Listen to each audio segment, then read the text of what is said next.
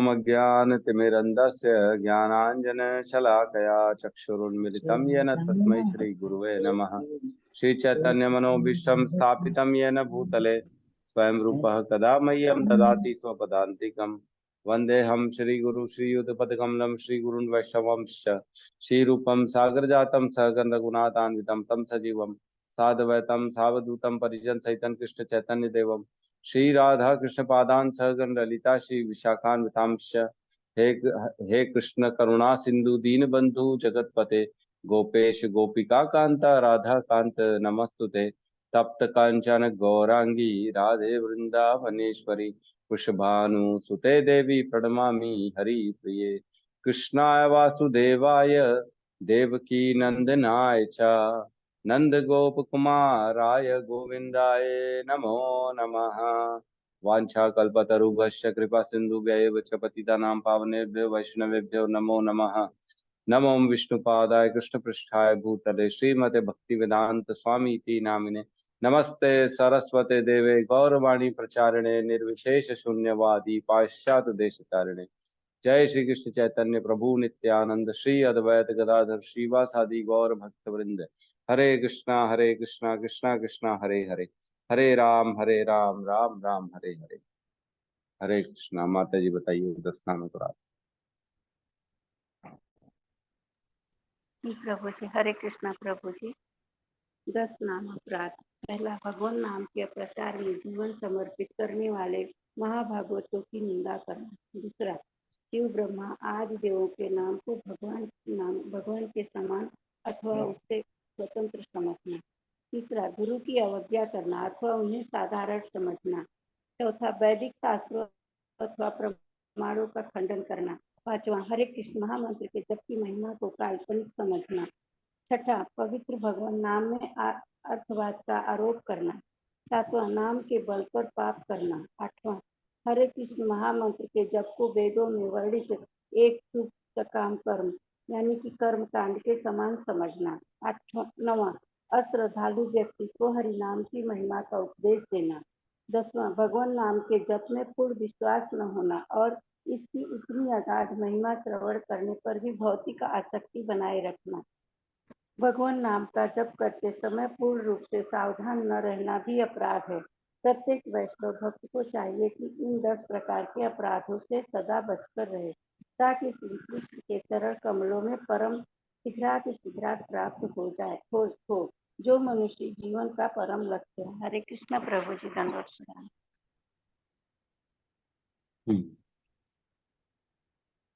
हरे कृष्णा। तो बहुत बहुत धन्यवाद माता जी का। आज हम लोग ने 18वें श्लोक तक कर लिया था, 15.18 तक। आज 19 और 20 की बारी है, लेकिन 19 जो है ना, हम आज 19 करने से पहले एक बार रिवीजन करेंगे।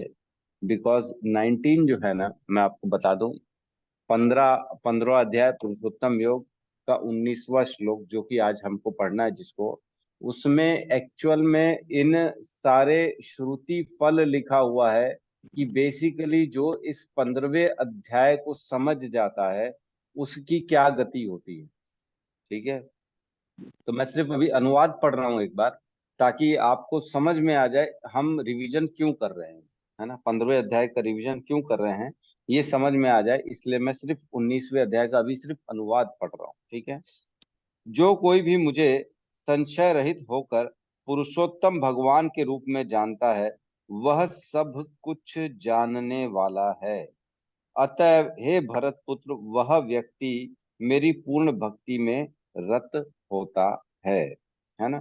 जो भी भगवान को पुरुषोत्तम के रूप में जानता है, तो पुरुषोत्तम के रूप में हमने पिछले श्लोक में ही 18वें श्लोक में, मैंने आपको याद होगा मैंने लिखाया था, उसका शीर्षक है हु इज पुरुषोत्तम। मेरा नाम पुरुषोत्तम क्यों है, मैंने ये लिखवाया था आप लोगों को, ताकि आपको ध्यान रहे कि भगवान को पुरुषोत्तम क्यों कहा गया है। और फिर इसी के पीछे हम जानते हैं, हमने पढ़ा, भगवान ने बताया कि वेदों के बारे में कि मैं वेदों का संकलन करता हूँ, वेदों को जानने वाला हूँ और वेदों में जानने योग्य भी मैं ही हूँ। तो यहाँ लिखा है 19वें नंबर श्लोक में वह सब कुछ जानने वाला है। तो बेसिकली क्या जानने वाला है? एक तो सारे वेदों को जानने वाला है। कौन है? जो भगवान को पुरुषोत्तम के रूप में जानता है ना। तो एक बार फटाफट रिवीजन करते हैं ताकि समझ में आए कि शुरू में ही हमने पढ़ा, पहले ही श्लोक में, 15वां अध्याय पुरुषोत्तम योग का पहला जो श्लोक है ना, वह ऊर्ध्व मूलम अधः शाखम अश्वत्थम प्राहुर अव्ययम छंदांसि यस्य पर्णानि यस्तम वेद स वेद वितः। मतलब कहा जाता है कि एक एक शाश्वत अश्वत्थ वृक्ष है जिसकी जड़ें तो ऊपर की ओर हैं और शाखाएं नीचे की ओर हैं, तथा पत्तियां वैदिक स्रोत हैं। जो इस वृक्ष को जानता है वह वेदों को जानता है। तो आपको पहले श्लोक में ही हमने याद दिला दिया कि अपन ने पढ़ा कि जो इसको जानता है वो वेदों को जानता है। तब भी ये डाउटफुल हो रहा था, ये क्या लिखा है जो वेदों को जानता है? जो इस पेड़ को जानता है वो वेदों को जानता है। बेसिकली अभी अपने को ये समझना है कि भगवान पुरुषोत्तम जो है, एक तो उनको समझना है, और वेदों को जानना मीन्स भगवान को जानना, भगवान को पुरुषोत्तम रूप में जानना, भगवान के परमात्मा स्वरूप को समझना, बेसिकली कृष्ण को समझना, है ना। तो एक बरगद के पेड़ के बारे में चर्चा करी थी भगवान ने शुरुआत में, पहले ही श्लोक में, कि ये एक बरगद का पेड़ है जो कि उल्टा है। उल्टा क्यों है? क्योंकि वो परछाई है सीधे पेड़ की। उल्टा पेड़ तो परछाई में ही दिखता है, पानी में ही दिखता है। अगर कोई पहाड़ के ऊपर पेड़ हो, नीचे पानी हो, जल जल भरा हुआ हो, तो उसका रिफ्लेक्शन दिखता है उल्टा पेड़।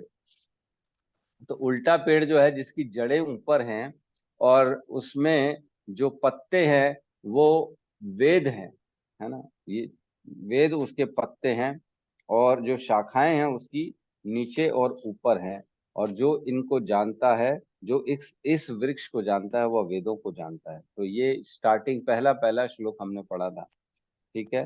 तो इसी का डिस्क्रिप्शन था दूसरे श्लोक में। इसमें बताया था इस वृक्ष की शाखाएं ऊपर तथा नीचे फैली हुई हैं और प्रकृति के 3 गुणों द्वारा पोषित हैं। इसकी टहनियां इंद्रिय विषय हैं। इस वृक्ष की जड़ें नीचे की ओर भी जाती हैं, जो मानव समाज को सकाम कर्मों से बांधती हैं। तो इसमें हमने 4 पॉइंट्स पढ़े थे इस श्लोक में, कि ये जो पेड़ है इसमें जो है शाखाएं जो है एक तो गुणों के द्वारा पोषित होती है। 3 गुण हमने पढ़ा, सतोगुण, रजोगुण और तमोगुण। और इसकी शाखाएं ऊपर और नीचे दोनों हैं।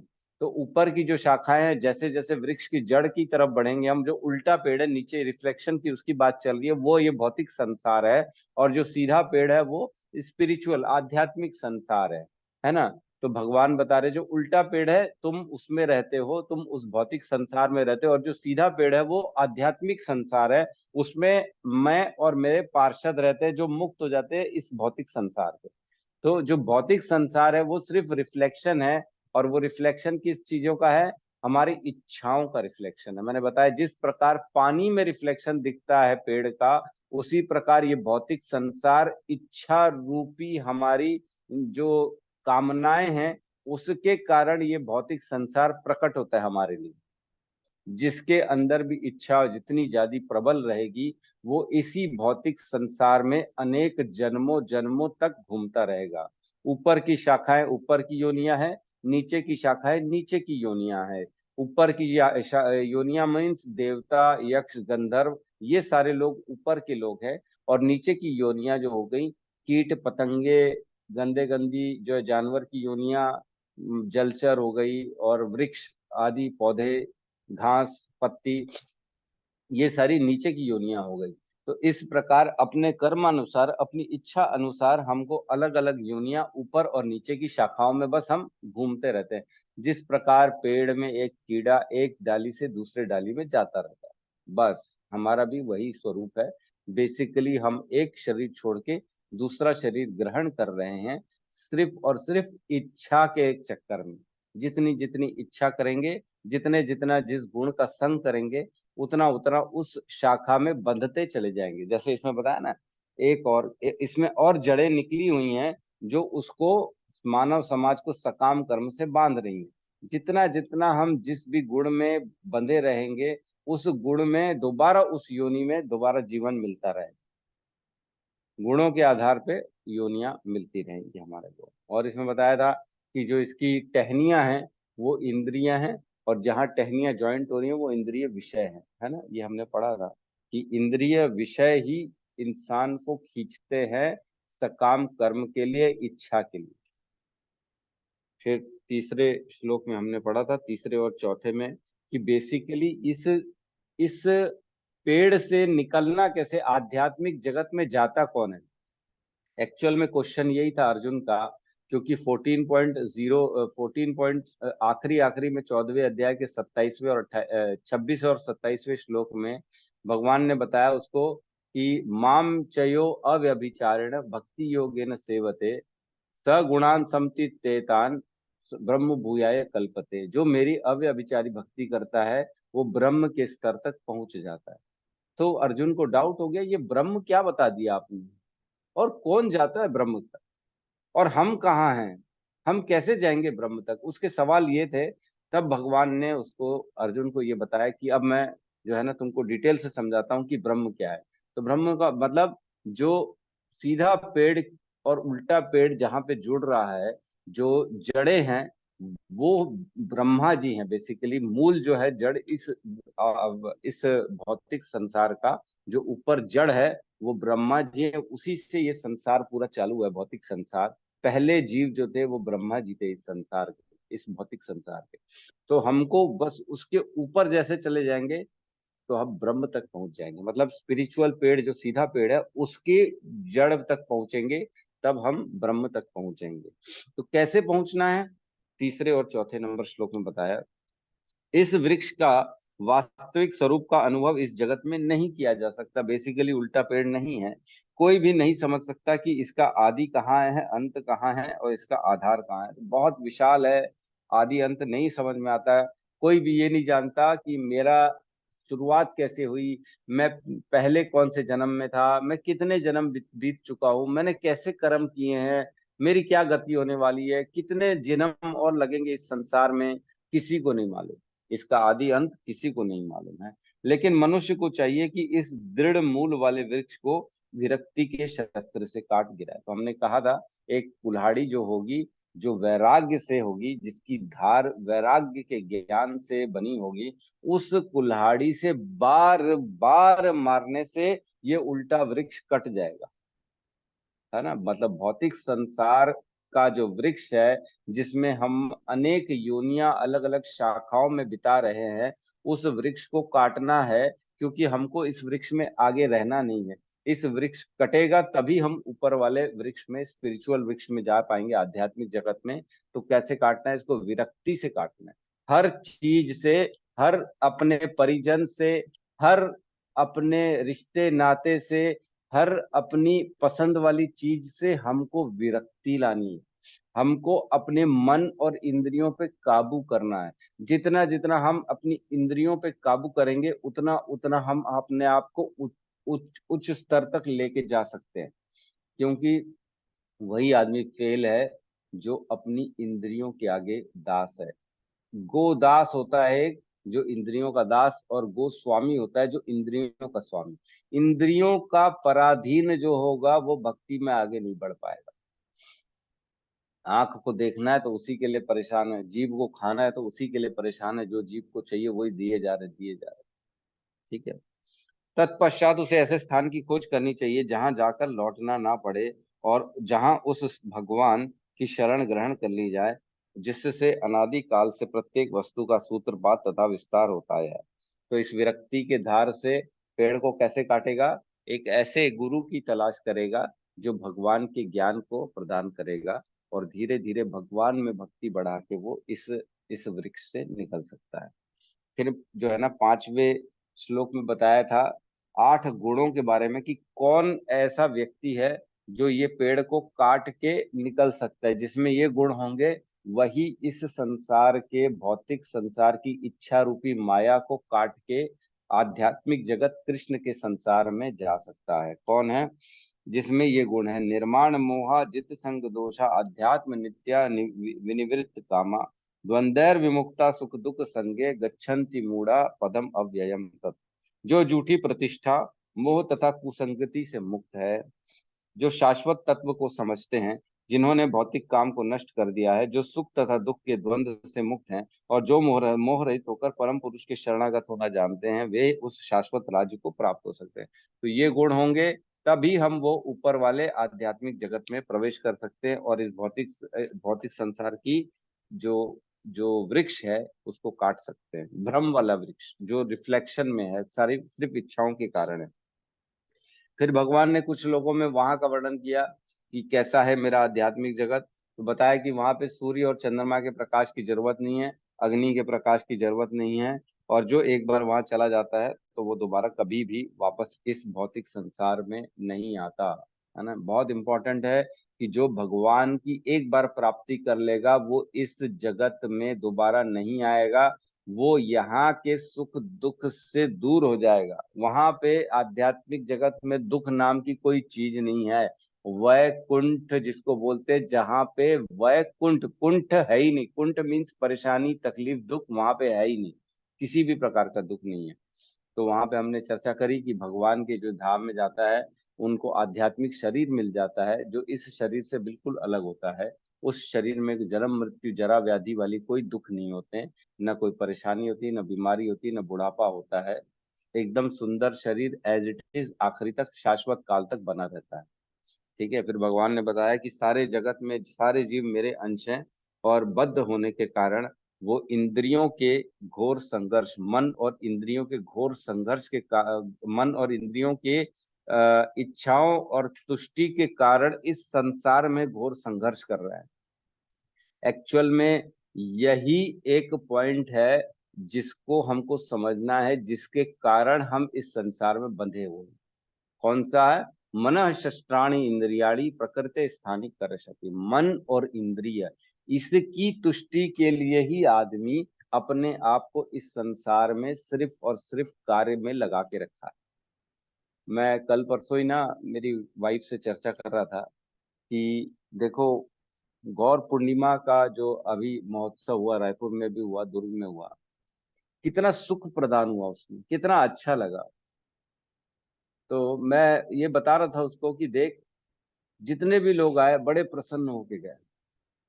उसमें कई लोग ऊंचे पद के आए थे, कई लोग धनी व्यक्ति थे, कई लोग बेचारे सर्विस क्लास के थे, कई लोग बहुत मिडिल क्लास के थे, कई लोग लो क्लास के थे, है ना। सब तरह के लोग आए थे गौर पूर्णिमा में, और सब ने सुख का अनुभव किया। इसमें कोई शक नहीं है कि किसी ने सुख का अनुभव नहीं किया, सब ने सुख का अनुभव किया।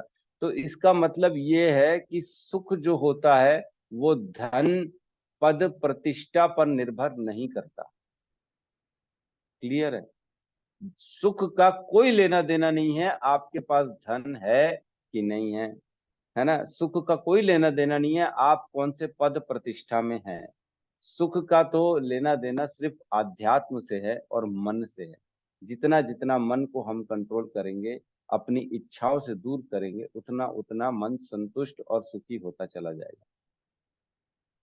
कल भी हम देख रहे थे दुर्ग वाले जो है ना, गौर पूर्णिमा का महोत्सव जो था, उसमें मैंने देखा, नोटिस किया कि एकदम बेचारा ना, एक एकदम ही मतलब भिखारी टाइप का आदमी बोल सकते हैं अपन, एकदम ही रोड वाला आदमी जो था, बेचारा बाहर पहले खड़ा होकर देख रहा था, फिर अंदर आ गया, वो भी डांस करने लगा वो भी होली खेलने लगा। तो कोई भेदभाव नहीं है सुख के लिए, सुख सबको मिल सकता है, बशर्त है कि आप अपनी मान प्रतिष्ठा और ये इंद्रिय विषयों से दूर रहे। इंद्रिय विषय ही इंसान को इस संसार में दुखों में डाल देते हैं, उसी को परिश्रम में डाल देते हैं बेचारा। एक्चुअल में ना, इंसान को पेट भरने के लिए, कपड़ा, अपना तन ढकने के लिए, पैसा कमाने के लिए ज्यादा मेहनत करने की जरूरत नहीं है। पैसा कमाता मेहनत करता है सिर्फ अपने आप को बड़ी कार गाड़ी दिलाने के लिए, बड़ा बंगला दिलाने के लिए, है ना, अपने आप को जबरदस्ती मान दिलाने के लिए, मेरी पद हो, मेरे को पूछा जाए, इसीलिए आदमी मेहनत कर रहा है। समझे? तो यहाँ भगवान ने बताया कि मनः षष्ठानि इंद्रियाणि प्रकृति स्थानी कर्षति। वो प्रकृति में इसलिए घोर संघर्ष करता है ताकि मन और इंद्रियों की तुष्टि हो सके। बेसिकली यही पॉइंट है जिसको हमको समझना है। ठीक है, आगे कहते हैं, इस संसार में जीव अपनी देहात्म बुद्धि को एक शरीर से दूसरे शरीर में उस तरह ले जाता है जिस तरह वायु सुगंधि को ले जाते हैं। इस प्रकार वह एक शरीर धारण करता है, फिर इसे त्याग कर दूसरा शरीर धारण करता है। तो जैसे एक शरीर से दूसरे शरीर में जाता है, तो देहात्म बुद्धि मतलब मन, बुद्धि, अहंकार और इंद्रियां, ये इसके साथ जाती हैं दूसरे शरीर में। ठीक है, हर शरीर में अपने साथ वही लेके जा रहा है। तो हमने चर्चा करी थी कि मीन्स इसका मतलब यह है, आत्मा, जीवात्मा की इंद्रियां और मन परमानेंट है। जो अनादिकाल पहले था, आज भी वही मन है और वही इंद्रियां हैं हमारे पास। बदल नहीं रही हैं हमारी इंद्रियां, बस वो ट्रांसफर होती जा रही है एक शरीर से दूसरे शरीर में, है ना। और अपने साथ क्या लेके आती है? पूर्व जन्म के संस्कार, वो लेके चलती है अपने साथ हर जन्म। कैसे? एक वायु जैसे सुगंध को लेके जाती है। ठीक है, एक प्रकार इस प्रकार दूसरा स्थूल शरीर धारण करके जीव विशेष प्रकार का कान, आंख, जीभ तथा नाक, ये इसमें कोई बहुत बड़ा मैटर नहीं है। मूर्ख नहीं समझ पाते कि ये सब क्या हो रहा है ना। वो बस प्रकृति के अधीन वो शरीर का भोग करते रहते हैं, है ना। 10वें में बताया गया। फिर बताया, जो आत्म साक्षात्कार के लिए यत्नशील होते हैं योगी जन, वो इसको समझ सकते हैं, जिसने भगवत गीता का ज्ञान ग्रहण कर लिया है। ठीक है, और 12वें श्लोक में बताते हैं, 12वें से लेके 4 श्लोक तक भगवान ने बताया कि अब जो तुम इंद्रिय तृप्ति के लिए भी प्रयास कर रहे हो ना, जो तुम सोचते हो कि मैं ये भोग लूं, वो भोग लूं, ये प्राप्त कर लूं, मेहनत करके धन कमा के, वो भी तुमको देने वाला कौन हूं? मैं हूं। मेरे ही ऐश्वर्य के द्वारा तुम उन सबको भोग सकते हो। अब कैसे? अब यहाँ बताते हैं, सूर्य का तेज जो सारे विश्व के अंधकार को दूर करता है, मुझसे ही निकलता है। चंद्रमा तथा अग्नि का तेज भी मुझसे उत्पन्न। तो सूर्य, अग्नि और चंद्रमा, इन तीनों का तेज भगवान ही है। तो बेसिकली हम बगैर सूर्य, बगैर चंद्रमा, बगैर अग्नि के कोई भोग ही नहीं सकते। दिखेगा ही नहीं, अंधेरा रहेगा तो आप क्या भोगोगे बताओ? क्या एक अंधा आदमी दुनिया का मजे लूट सकता है? नहीं लूट सकता, उसको दिखेगा नहीं। तो जब सूर्य नहीं रहेगा तो हम अंधे ही हो जाएंगे ना। सूर्य, अग्नि और चंद्रमा का प्रकाश नहीं रहेगा तो बेसिकली हमको दिखाई क्या देगा? ठीक है, उसके बाद कहते हैं भगवान कि मैं प्रत्येक लोक में प्रवेश करता हूँ और मेरी शक्ति से सारे लोग अपनी कक्षा में स्थित रहते हैं। मैं चंद्रमा बनकर समस्त वनस्पतियों को जीवन रस प्रदान करता हूँ। तो भगवान ही हैं जो इस पृथ्वी को एक प्रॉपर कक्षा में प्रॉपर सर्कुलेट कर रहे हैं और इस पृथ्वी को धारण कर रहे हैं, जैसे हम इस पृथ्वी के ऊपर खड़े हैं, है ना। तो अगर हमारे पास कोई स्थान ही नहीं हो प्रॉपर, तो हम क्या करेंगे? अगर आपको अंतरिक्ष में छोड़ दिया जाए तो आप क्या भोगोगे? कुछ नहीं भोग सकते।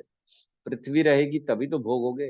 वृक्ष रहेंगे, वनस्पतियां रहेंगी, खाने को कुछ मिलेगा, ओढ़ने को मिलेगा, है, सोने को मिलेगा, तभी कुछ कर पाओगे। अगर अंतरिक्ष में छोड़ देंगे, कुछ भी नहीं रहेगा, तो क्या करेंगे? कुछ नहीं कर सकते। तो बेसिकली सारे भोग भगवान के द्वारा हो रहे हैं।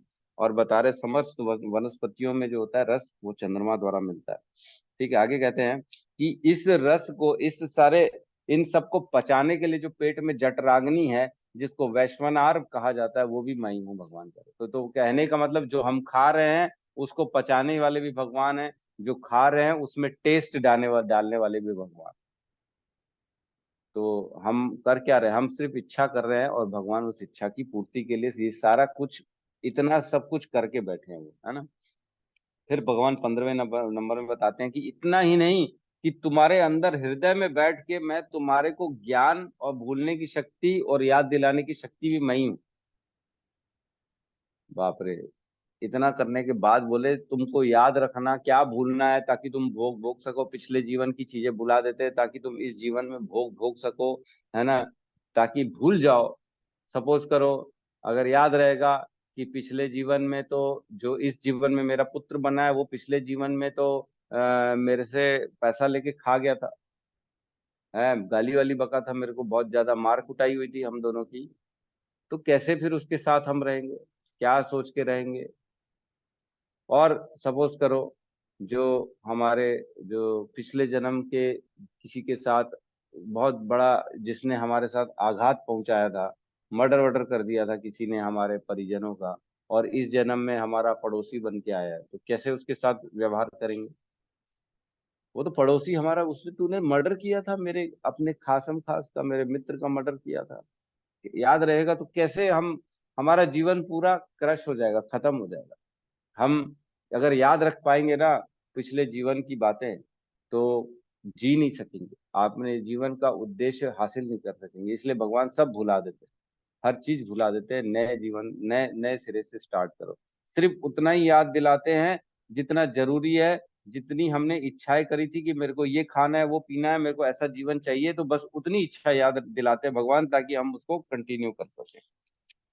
और भगवान कहते हैं सारे वेदों को मैं ही संकलन करता हूँ और मैं ही जानने वाला हूँ वेदों को।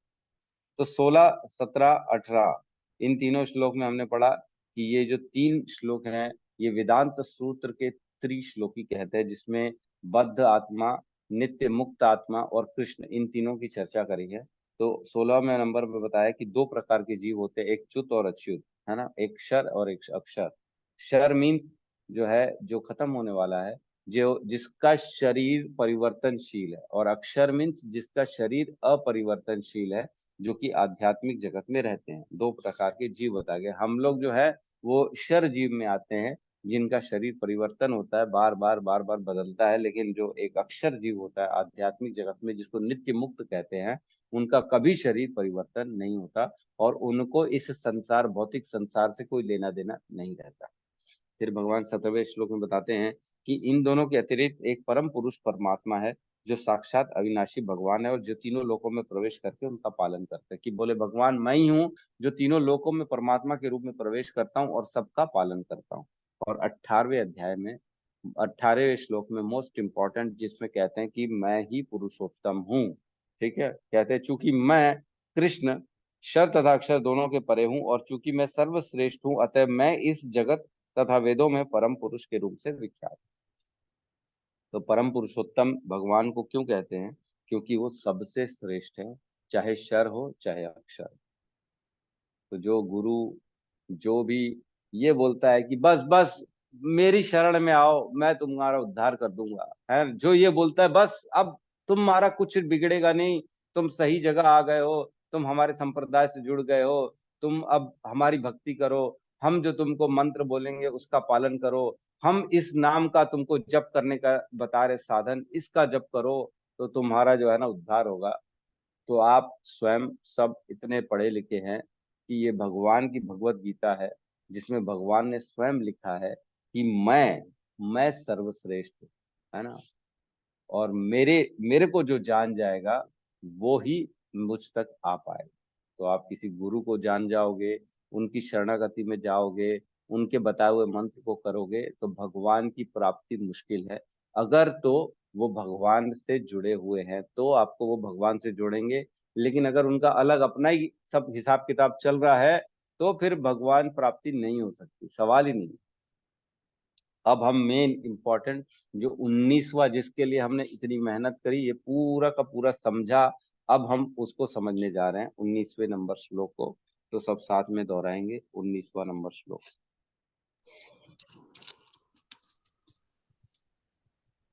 यो मामेवं सम्मूढ़ो यो माम मामेव सम्मूढ़ो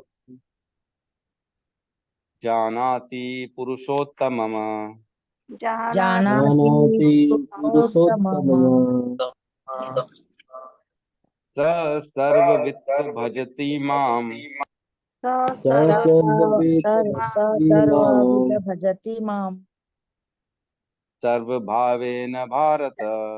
सर्वभावेन स्वभावेन भारत। भारत। रिपीट करेंगे। जो यो यो माविसम मुड़ो यो मामेव सम्मूढ़ो सम्मूढ़ो जानति पुरुषोत्तम जानाति जानाति पुरुषोत्तमम् पुरुषोत्तमम् तो सर्वविदो भजति मां स सर्ववित् भजति माम् सर्वभावेन भारत। सर्वभावेन सर्वभावेन भारत। भारत। यो मामेव सम्मूढ़ो यो यो मामेव मामेव सम्मूढ़ो सम्मूढ़ो जानाति पुरुषोत्तमम् जानाति पुरुषोत्तमम् स सर्वविद भजति माम् स सर्ववित् भजति माम् इमाम सर्वभावेन भारत। सर्वभावेन सर्वभावेन भारत। भारत। हरे कृष्ण।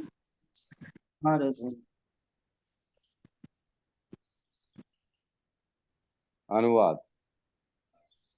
जो कोई भी मुझे संशय रहित होकर पुरुषोत्तम भगवान के रूप में जानता है वह सब कुछ जानने वाला है। ठीक है। अतएव हे भरतपुर पुत्र, वह व्यक्ति मेरी पूर्ण भक्ति में रत होता है। ठीक है। तो एक बार देखते हैं श्लोक को हम। यो माम एवं सम्मूढ़ा। ठीक है। यो माम, जो मुझको इस रूप में असम्मूढ़ा। असम्मूढ़ा, मूढ़ा मीन्स बेवकूफ, सम्मूढ़ा मीन्स जो है नहीं है, जो बेवकूफ नहीं है।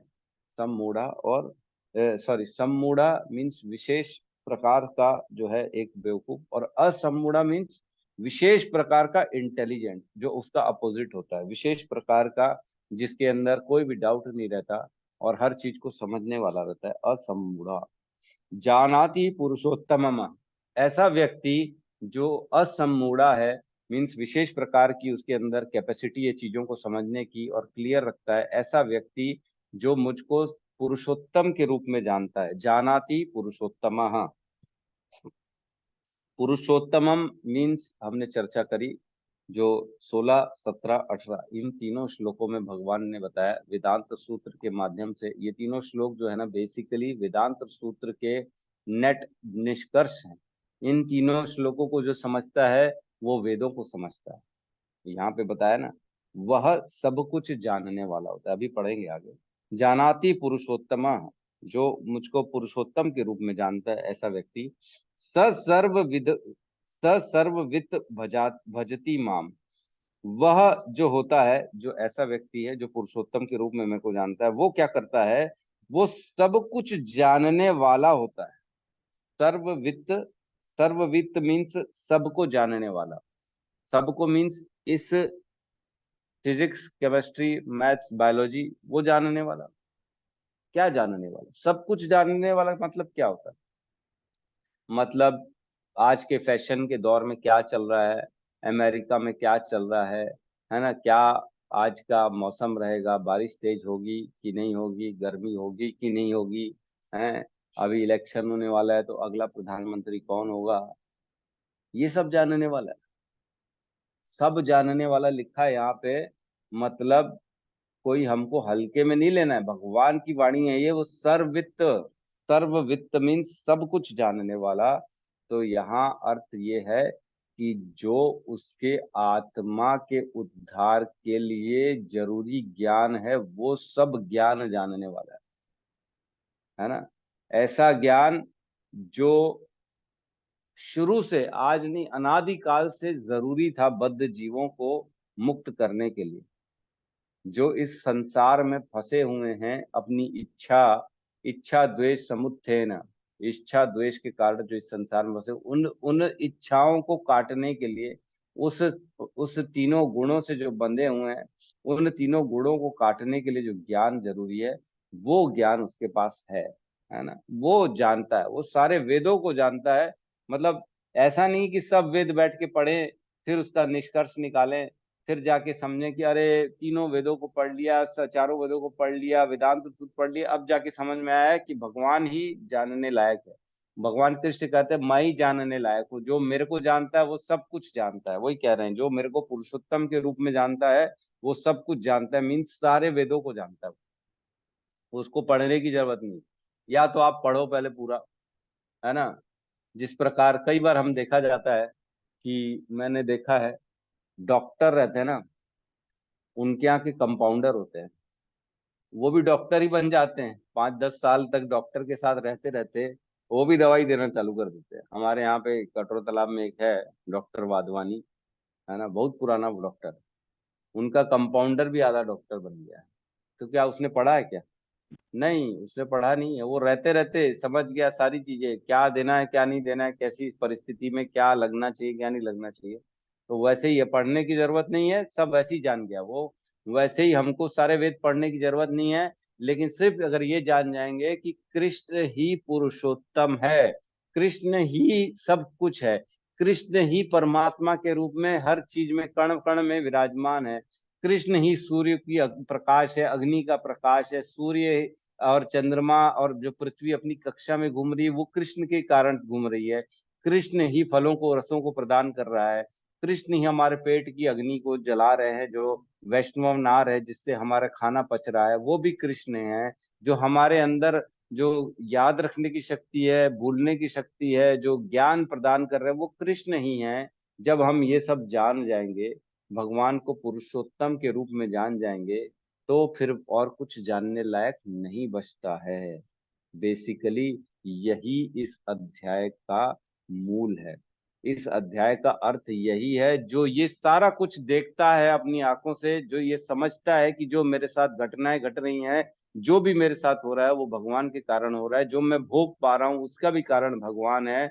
और भगवान को जानने के बाद और कुछ जानने लायक है ही नहीं जीवन में। मैं इसको गुरु मान के बैठा हूं, मैं उसको गुरु मान के बैठा हूं, वो उद्धार करेंगे? वो क्या कर लेंगे? अरे वो अपना देख ले तो ही बहुत बड़ी बात है? अपना ही देख लें, उनको खुद को नहीं मालूम है कि कृष्ण पुरुषोत्तम है। कौन है वो? खुद भटके हुए हैं बेचारे। किसको गीता का ज्ञान है आज की डेट में? कौन बताता है गीता? कौन गुरु है आज की डेट में जो बताएगा कि नहीं, तुम सिर्फ कृष्ण की भक्ति करो, कृष्ण को जान लोगे तो तुम्हारा उद्धार होगा, तब तुम जीवन मृत्यु के चक्र से बाहर निकल पाओगे। नहीं तो बेटा फंसे रह जाओगे इस संसार में। फिर तो बस जय गुरुदेव करेंगे। और उन गुरु जो है, वित्त हारक और संताप हारक, दो तरह के गुरु होते हैं।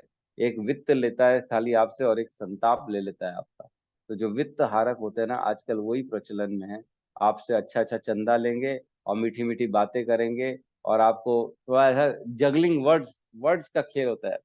अरे सब कुछ उसी का है, परमात्मा का है, वो ब्रह्म है, वो अदृश्य है, वो शक्ति है जो हमारे अंदर भी है बाहर भी है। एक दिन उसी शक्ति में मिलना है, लीन होना है हमको। बस इस संसार के नहीं रहने हैं, हमको उस शक्ति में मिल जाना है। और कौन सी शक्ति बोलोगे तो बोलेंगे बस वही एक शक्ति है, परमात्मा की शक्ति है। और कौन है परमात्मा? बोले बस वही प्रकृति परमात्मा है, नेचर ही है। अरे नेचर कौन है? तो वो उसके आगे बता ही नहीं पाएंगे। अरे कौन है भाई, कुछ तो बोलो, नाम बताओ कौन है। बोले नहीं नहीं, बस वो निराकार है, निर्विशेष है वो। उसको कोई नहीं देख सकता, उसका कोई स्वरूप नहीं है, वो सिर्फ शक्ति है, सबके हृदय में है। अरे तो बाबा है कौन? कोई है कि नहीं? नहीं नहीं, कोई नहीं। जो इस तरह की बातें करता है ना, वो भटका देगा और वो और नीचे गिरा देगा। है ना? ये बहुत इंपॉर्टेंट है हमारे लिए समझना कि हम किस रास्ते में चल रहे हैं। जो तीन चीजें बताई गई हैं, है ना, संबंध, प्रयोजन, संबंध, अभिधेय और प्रयोजन। सबसे पहले हमको संबंध समझना है, भगवान से हमारा संबंध स्थापित करना है कि हम भगवान के अंश हैं, और अंतोदगत्वा हमको उनकी प्रेमा भक्ति और उनकी ही शरणागति करनी है। ये हो गया संबंध। अब इस संबंध को के रास्ते क्या हैं, इसको हासिल कैसे किया जाएगा, इसको बोलते हैं अभिधेय। जो साधन है, जिसको इसको हम प्राप्त करने के जो मार्ग हैं, जो हम चैंटिंग करेंगे, विग्रह सेवा करेंगे, प्रसाद खाएंगे, जो गुरु का आश्रय लेंगे, ये सारा हो जाता है अभिधेय। है ना? और प्रयोजन, अब बेसिकली संबंध मिल गया, अब रास्ता भी मिल गया, सिर्फ अब बच गया क्या? कृष्ण प्राप्ति। ये हमारा टारगेट है। प्रयोजन, प्रयोजन मीन्स एजेंडा कहते हैं ना हमारा। आज का प्रयोजन है कि शाम तक 500 थालियां हमको बांटनी है। तो सब क्लियर हो गया, 500 थाली बांटनी है, कहाँ बांटनी है, किसको देनी है, सब क्लियर हो गया। अब ये हासिल करना है। ठीक है? तो संबंध, अभिधेय, प्रयोजन, ये तीन चीज होती है ना? तो फटाफट तात्पर्य में प्रवेश करते हैं। तात्पर्य का शील प्रभुपाद, या तात्पर्य को कल ही पढ़ेंगे, समय हो गया, 46 तो हो गया है। ठीक है, तो वो सब कुछ जानने वाला है जो मेरे को पुरुषोत्तम के रूप में जानता है, भगवान को पुरुषोत्तम के रूप में जानता है। और ये जानता है कि मैं जो भी हूँ, मेरा शरीर, मेरा हृदय, मेरी बुद्धि, मेरी इंद्रियां, मेरा मन, सब कुछ भगवान के द्वारा ही दिया गया है। और जो मैं भोग भोग पा रहा हूँ वो भी भगवान के द्वारा दिया गया है। संसार को देख पा रहा हूँ, रोशनी है सूर्य की, वो भी भगवान के द्वारा दी गई है। जो मैं खा रहा हूँ, जो स्वाद ले लेके एकदम चाट पकौड़ी खा रहे हैं हम, छोले भटूरे खा रहे हैं, होटलों का खा रहे हैं, जो किसी के भी हाथ का बना खाना बगैर भगवान को अर्पित किए हुआ खा रहे हैं, जिसमें गंदी चेतना रहती है। जो खाएंगे, जैसा खाएंगे अन्न वैसा रहेगा मन, और जैसा रहेगा मन वैसा रहेगा आचरण। तो समझ लो फिर क्या करना है ना। तो खाना वही है जो शुद्ध हो, जो भगवान को अर्पित हो, तभी जाके हमारे अंदर की चेतना शुद्ध होगी, तभी जाके हम भगवान की शरणागति कर पाएंगे। जिस प्रकार बॉडी बिल्डर का खाना होता है, अंडा पनीर यही सब खाता है ना, ताकि उसकी बॉडी बने। जिस प्रकार कोई दौड़ने वाला होता है तो उसका खाना अलग होता है, उसी प्रकार जो अध्यात्म में आगे बढ़ना चाहता है ना, उसका खाना अलग होता है। उसको खाना सात्विक खाना चाहिए, रखा हुआ खाना नहीं खाना चाहिए। भोगा अर्पित, ऑलवेज भगवान को प्रसाद जो अर्पित किया वो प्रसाद बन जाता है, उसी का खाना चाहिए, क्योंकि भगवान का उचिष्ट हो जाता है ना। 13वें अध्याय में भगवान ने कहा है यज्ञ शिष्ट अशीनो मुच्यंते सर्व किल बिशो भुजंते ते अगम पापा ये पच्यंते आत्म कारणात्। जो भगवान को अर्पित किया हुआ उचिष्ट भोजन ही खाता है, वो अपने सारे पापों को धो देता है। कितनी बड़ी बात है। भगवान को सिर्फ ऑफर करके खाने से हम सारे पापों से मुक्त होना चालू हो जाते हैं। धीरे धीरे धीरे धीरे सारे पाप चले जाते हैं हमारे जीवन से।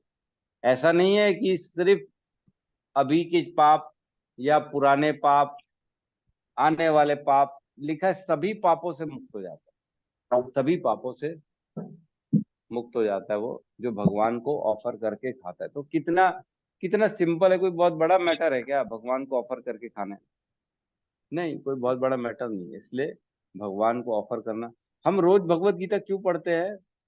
ताकि हम बद्ध अवस्था में हैं, हम इस भौतिक संसार माया जाल का प्रकोप है। डेली माया नए नए तरह से प्रहार करती है, माया नए नए तरीके से प्रलोभन देती है, माया नए नए तरीके से अट्रैक्शन पैदा कर देती है, और हमको डेली अपने आप की चेतना को फिर से सुबेरे बढ़ाना पड़ता है भगवत गीता पढ़ के।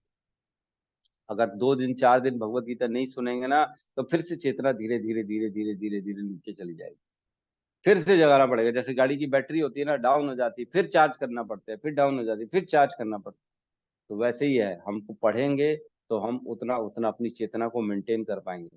तो उस दिन भी मेरी प्रभु जी से ऐसी चर्चा चल रही थी, इस ग्रेस कमाल कृष्ण प्रभु से। तो बैठे थे, ऐसी बातें चलती कई बार। तो मेरे को बता रहे थे प्रभु जी, अभी जो जपा मैराथन चालू हुआ ना, जो डेली 64 माला करना है, तो बोले प्रभु जी मैं बड़ी मुश्किल से अपनी चेतना को मेंटेन कर पा रहा हूँ। तो मैं वही सोच रहा था, 64 माला कर रहे हैं तब जाके सोचो अपनी चेतना को मेंटेन कर पा रहे हैं। वो तो भौतिक संसार में निर्लिप्त है। वो तो दिन रात भगवान की सुबह भी आरती करते हैं, शाम को भी आरती करते हैं, वहीं खाते हैं, सब वो भगवान के हिसाब से हो रहा है सब। शीला प्रभुपाद के मैनेजमेंट में जैसा जैसा उन्होंने टाइम शेड्यूल बनाया वैसा वैसा हो रहा है। और ऐसा व्यक्ति जो ब्रह्मचारी है, जिसने घर बार छोड़ दिया है, भौतिक संसार छोड़ दिया है, उस व्यक्ति को भी अपनी चेतना मेंटेन करने के लिए सोचो 64 माला कर रहे हैं। तब बोले प्रभु जी बड़ी मुश्किल से मैं अपनी चेतना को मेंटेन कर पा रहा हूँ। और हम बस 2 घंटा अपने आप पे देते हैं, माला करते हैं, 16 माला, भगवत गीता क्लास कर लेते हैं और सोचते हैं कि हमारी चेतना मेंटेन हो जाएगी। क्या हो पाएगी? शाम आते आते शाम तक इतने लोगों से मैं भी मिलता हूँ, कभी इधर का कभी उधर का, बाहर जाना पड़ता है, व्यापार के कारण खाना पड़ता है, मिलना पड़ता है, उठना पड़ता है, बातें करनी पड़ती है, फालतू की बातें भी कई लोगों के साथ करनी पड़ती है। तो ऐसे में हम अपनी चेतना कैसे मेंटेन कर सकते हैं? ये विचार का बहुत बड़ा विषय है और गंभीर विषय है कि हमको अगर भगवत प्राप्ति में अगर हम सीरियस हैं, तो हमको अपनी चेतना को मेंटेन करना पड़ेगा। और कम से कम ये 2 प्रक्रिया जो है, 16 माला और भगवत गीता की क्लास, इसको करना ही पड़ेगा। नहीं तो हम इस भौतिक संसार में फंसे रह जाएंगे। ठीक है, तो तात्पर्य हम कल पढ़ेंगे इसका। तो किसी को प्रश्न है तो हम ले सकते हैं।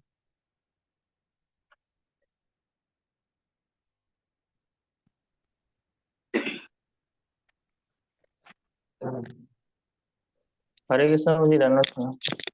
हरे कृष्णा। यस प्रभु जी। हरे कृष्ण।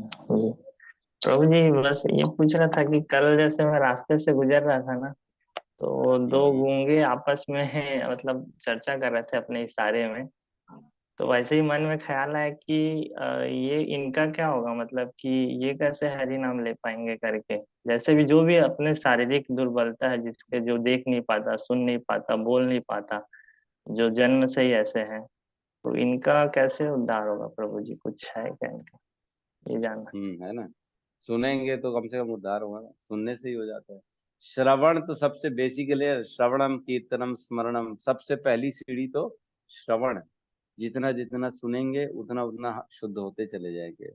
ठीक है, अब उनका शरीर ऐसा है कि वो बोल नहीं सकते हैं, तो कम से कम सुनेंगे और उनके हृदय में जाएगी, और वो चिंतन बढ़ता चला जाएगा। उसका चिंतन होना चाहिए, स्मरण होना चाहिए, भाव आना चाहिए, मन में वो विचार आने चाहिए, तो धीरे धीरे भगवत प्राप्ति क्यों नहीं होगी, बिल्कुल होगी। लेकिन आएगा ही नहीं, सुनेंगे ही नहीं, समझेंगे नहीं, तो फिर नहीं हो पाएगी, है ना। ये देखिए कितना प्रभु जी ने बात बताई कि वो बेचारे शरीर से दुर्बल है, भगवत प्राप्ति में कितना बड़ा अवरोध है कि वो बोल नहीं सकते। आज भगवान ने हमको कितना अच्छा मौका दिया है कि हम बोल सकते हैं, हम सुन सकते हैं, हम देख सकते हैं, हम चल सकते हैं। हम शरीर से सामर्थ्य है सब कुछ करने के, बुद्धि से सामर्थ्य है हम सब कुछ करने के लिए। हम पैसे से भगवान ने दे दिया हमको, जितनी जरूरत है सबको, हर चीज भगवान ने प्रदान कर दी। लेकिन उसके बाद भी अगर भगवान के लिए कृतज्ञ नहीं रहेंगे तो ये तो बहुत बड़ा अपराध। कर सकते हैं प्रभु जी, वो भी आगे जा सकते हैं। हरे कृष्ण प्रभु जी, जी दंडवत प्रणाम। प्रभु जी मेरे हरे घर में ही है, मेरे एक जेठ के बच्चे, उनको सुनाई भी नहीं पड़ता है। जो गूंगे रहते हैं ना, उनका कान का भी प्रॉब्लम रहता है प्रभु। अच्छा, वो गूंगा और बहरा दोनों ही है मतलब।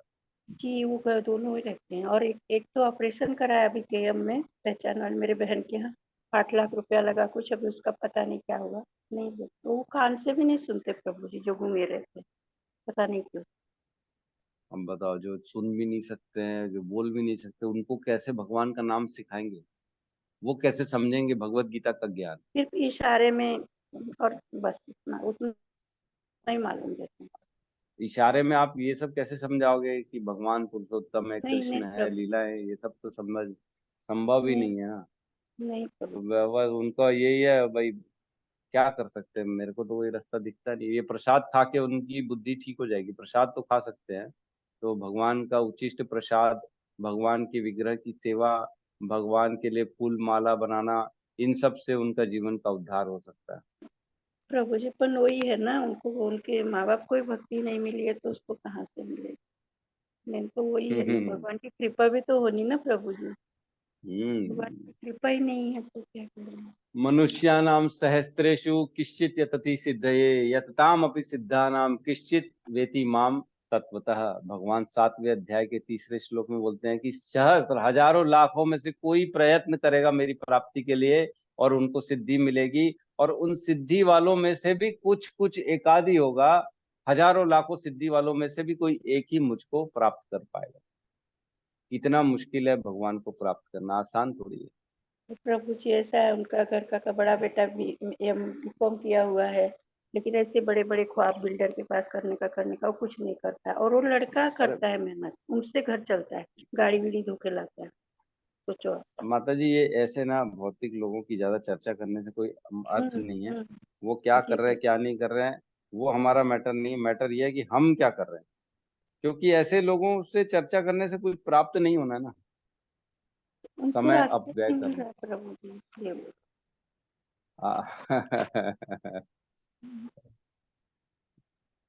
ऐसे ना मेरे भी अंदर विचार आते हैं अपने घर वालों के प्रति।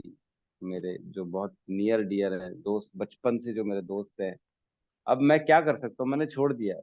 अब जिसको देखो, चैतन्य महाप्रभु की कृपा होगी तो उनके हृदय में कोई ना कोई बात ऑटोमेटिक लग जाएगी। अगर नहीं होगी कृपा तो आप उनके सामने 10 क्या 50 क्या 100 बार भी बोल दो, तो भी वो अपने अपने विचार से टस से मस नहीं होंगे। तो हमको छोड़ना है। देखो, अकेले आए थे अकेले जाएंगे, कोई किसी के साथ तो आता नहीं है, न जाता है। अपना रास्ता, अपना रोल सबको अपना अपना निभाना है। अपने बारे में चिंता करो, अपने बारे में अपना जीवन बदलाव की हम विचार करें, उसके लिए प्रयास करें, वो इम्पोर्टेंट है। जी प्रभु क्या कर सकते हैं माता जी, सबके साथ तो ये प्रॉब्लम है ही है, सबके साथ है। जी प्रभु जी, धन्यवाद प्रभु। धन्यवाद माता जी। हाँ प्रभु जी, वो अखिल आत्मा प्रभु जी को मैंने फेसबुक में देखा, थोड़ा सा ये इनो, थोड़ा सा शैम्पू और थोड़ा सा नींबू का रस लगा के उसने कलर साफ करते हुए दिखाया। पता नहीं, उनको बोलिए हाँ, शायद हाँ ट्राई अमृत प्रभु करे सुन कहीं पा पर, रहे हैं? कहीं थोड़ा सा पहले अपने हाथ पे ट्राई करें, डायरेक्ट फेस पर नहीं करें। पता नहीं, मैंने भी देखा नहीं, खाली देखा है फेसबुक का, सही क्या है मालूम नहीं। हाँ, तो अभी तो म्यूट करके बैठ गए, पता नहीं अव्यक्त स्थिति में है वो। अमृत प्रभु ठीक है, कोई बात नहीं। तो यहाँ पे हम आज की क्लास को क्लोज करते हैं। हरे कृष्णा प्रभु जी, धन्यवाद प्रणाम। धन्यवाद प्रणाम। कहाँ साधना में, क्या योग निद्रा में हो गए थे क्या? नहीं नहीं नहीं प्रभु जी, रंग निकाल रहा हूँ। अरे वाह। अच्छा रंग निकाल रहे हैं। तो माता जी तो बता रही थी क्या शैम्पू में नींबू मिला के आप जो है निकाल सकते हैं। नहीं थोड़ा वो सा- कर रहा हूँ प्रभु जी, वो स्प्रिट से निकाल गया बहुत सारा। अच्छा निकल गया ना, ठीक है। चलिए, 20% बचा है। चलो बढ़िया बढ़िया, बहुत बहुत बढ़िया। जी प्रभु जी। ठीक है, तो सबका बहुत बहुत धन्यवाद सभी भक्तों का, और लगे रहिए अपने उद्धार के लिए। और क्लोज करते सब मिलके हरे कृष्ण महामंत्र का जाप कर लेते हैं। हरे कृष्णा हरे कृष्णा हरे कृष्णा कृष्णा कृष्णा हरे हरे हरे, हरे हरे हरे राम हरे हरे राम राम हरे राम राम राम राम हरे राम हरे, हरे हरे राम हरे। हरे हरे। तो सभी भक्त सभी वृंद की भक्तों जय। की जय। जय। जगत जगत गुरु गुरु शील श्री प्रभुपाद की प्रभुपाद जय। की जय जय। गौतम मंडे। हरि हरि बोल। हरे हरि हरि बोल। हरि हरि हरि हरि हरि। हरि हरि।